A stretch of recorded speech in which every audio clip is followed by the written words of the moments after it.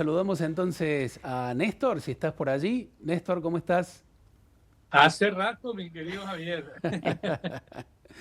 Bueno, No, es pero que muy interesante lo que dicen. Y de hecho, hay algo muy interesante que el Papa Francisco dice sobre los corruptos, ¿no? Que ujú, el corrupto no se cree pecador, él cree él cree que no, que está haciendo las cosas bien, que las leyes no son para él. E incluso por eso dice él, ¿no? Los pecadores tienen perdón, un corrupto no, porque el corrupto tiene dañado al corazón. Y además qué difícil que no tengan ese remordimiento de conciencia de poder estar, dormir tranquilos, darle de comer o comprar cosas para su familia con dinero que es robado, ¿no? Eso es parte de todo lo que se habla de la corrupción. Pero bueno, esto era para un comentario adjunto de lo que la corrupción está empezando desde que tú no trabajes bien. Con solo eso ya eres un corrupto. Pecadores sí, corruptos no. claro, ese es Eh, el título del libro del Papa, tal cual. Claro, en ese libro, en ese escrito que hizo el Papa aquí a 2 cuadras, allí en la residencia mayor de la Compañía de Jesús, escribió ese artículo en el año 90 y 1991. pico, sí. Claro, porque lo hizo inspirado en el caso María Soledad Morales, que ocurrió aquí, un asesinato de un adolescente por parte de miembros de la verdadera casta política y económica que gobernaba allí Catamarca en ese entonces, ¿no? Bueno, allí decía, fíjate, y con esto termino, Néstor, a propósito de lo que vos le dijiste, la corrupción es como el mal aliento, el que la tiene no se da cuenta. Se dan cuenta los otros, ¿no? Y Exacto. como no se da cuenta, claro, no puede pedir perdón y por lo tanto no, nadie lo puede perdonar. Y son arrogantes y no piden perdón, al Claro. contrario, creen que ¿cómo se le ocurre llamarme la atención? Perdón, el que está haciendo las cosas bien soy yo, usted es el que está equivocado. Al contrario, a mí me respeta.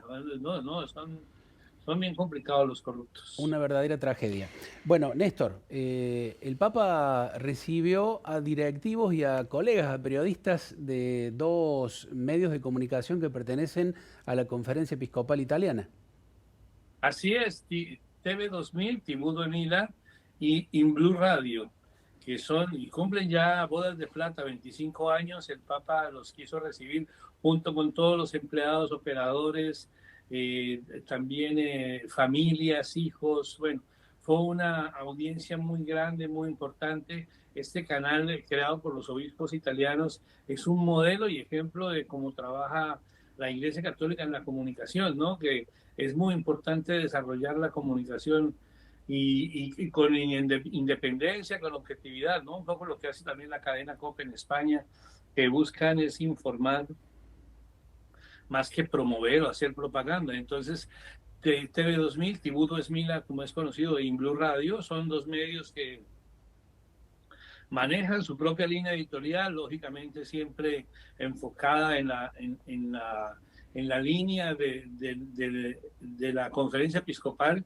que en este momento es dirigida por el cardenal Matteo Zuppi. Ayer estaba el secretario general de la conferencia episcopal italiana, Monseñor el obispo Giuseppe Batturi, y bueno, pues dijo 3 cosas y 3 palabras. Él siempre está dando consejos muy puntuales a los periodistas y comunicadores. Se necesitan de 3 palabras: de vocación, porque como lo había dicho ya en el encuentro, no es que esto es como un médico, un militar, no hay que tener vocación para ser periodista. Corazón, es decir, ponerle sentimiento a las noticias, a la información. Ser una buena persona o una mala persona no puede ser buen periodista, y más que se escude o que trate de desinformar, no solo en la opinión pública, en todo lo que hace. Periodista debe ser íntegro, total, y responsabilidad en todo lo que informa, en todo lo que cuenta. Eso incluye la objetividad y sobre todo el manejo de la verdad, ¿no? Un periodista realmente el mayor tesoro que tiene es su nombre y el manejo de la verdad, ¿no? Si tú pierdes la credibilidad como periodista, te toca buscar otra profesión. Entonces, por lo tanto, el Papa quiso recordar eso ante los periodistas y todo el equipo de producción de Tibudo y Mila y de Inclu Radio. Ahí está.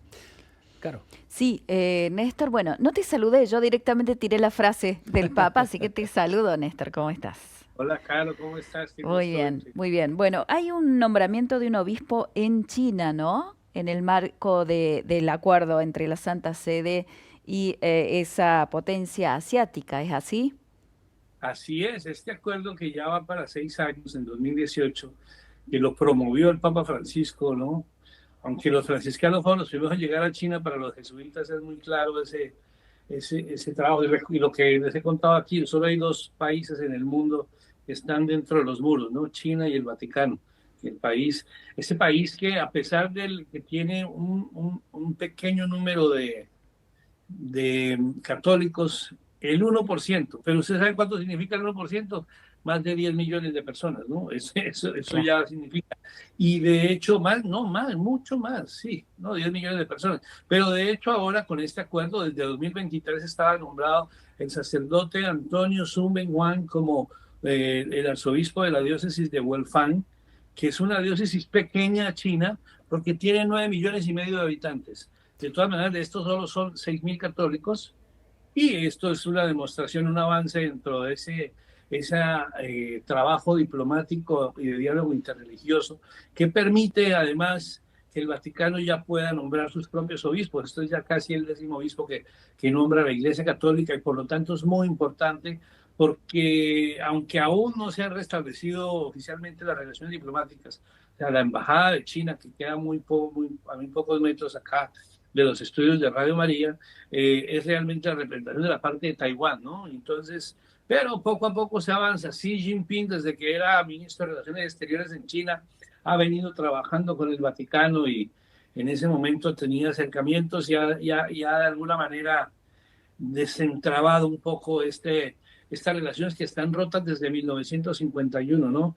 Y entonces ahora el Papa, con este nombramiento, pues es un triunfo diplomático de la diplomacia de la religión, que es de alguna manera lo que busca siempre el Vaticano: extender puentes, tender puentes, derribar muros y trabajar con todos, Así como, por ejemplo, ayer una noticia que también se nos había quedado entre el tintero, y es la llegada de 14 niños palestinos, ¿no?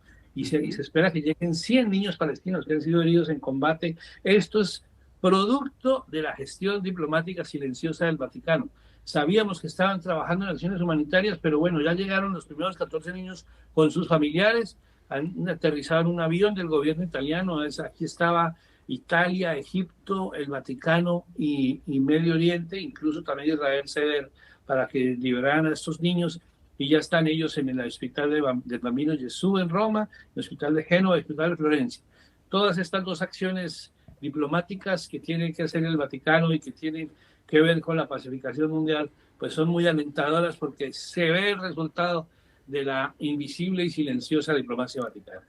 Son gestos también, ¿no?, de proximidad, compasión y ternura. Los mismos que el Papa les recomendó a los periodistas, los aplica él en otro espacio, que es el de la diplomacia. También hace, bueno, es lo que dicen todos de Bergoglio, no es un hombre unificado, hace lo que dice. Querido Néstor, gracias por esta comunicación. Como siempre, volvemos a encontrarnos mañana, si Dios quiere.